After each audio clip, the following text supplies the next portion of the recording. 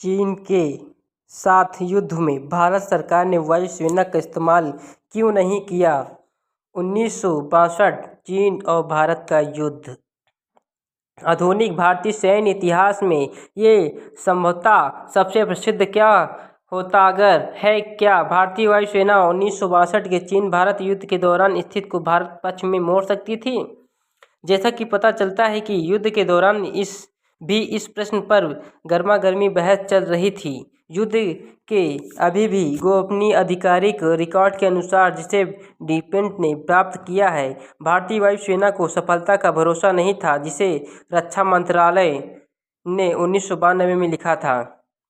भारतीय पक्ष की अतिरिक्त धारणाएं ये भी हैं कि चीनियों के पास आसमान में अधिक सजगता थी। उपलब्ध एकत्र मात्र जानकारी खुफिया जानकारी के अधूरे टुकड़े थे, जो कठिन इलाकों पर बुनियादी ढांचे की कमी के साथ मिलकर एक विनाशकारजनक तस्वीर पेश करते थे। ये ध्यान किया जाना चाहिए कि जब भारतीय पक्ष के कुछ हवाई गतिविधियां थी, हालांकि केवल परिवहन, जबकि चीन पक्ष की ओर से कोई उड़ान नहीं थी। युद्ध के बारे में रक्षा मंत्रालय के आधिकारिक इतिहास के अनुसार उस समय हवाई बुनियादी ढांचा बेहद कमजोर था।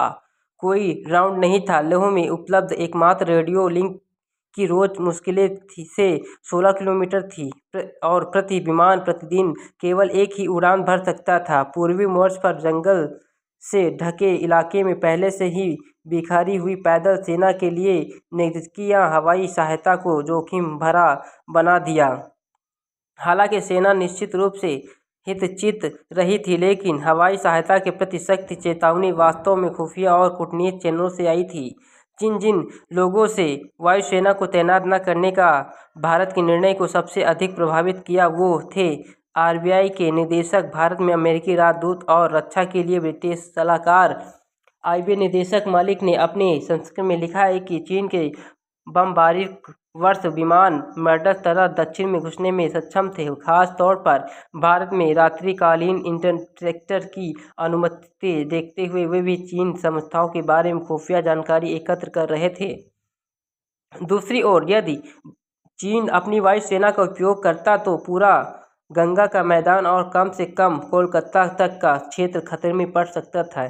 ऐसा प्रतीत होता है कि भारत ने हवाई सहायता का अनुरोध किया था। गेलब्रेट ने 19 नवंबर 1962 को युद्ध के दौरान भारतीय शहरों की सुरक्षा के लिए अमेरिकी लड़ाकू विमानों के लिए किए गए अनुरोध का उल्लेख किया है।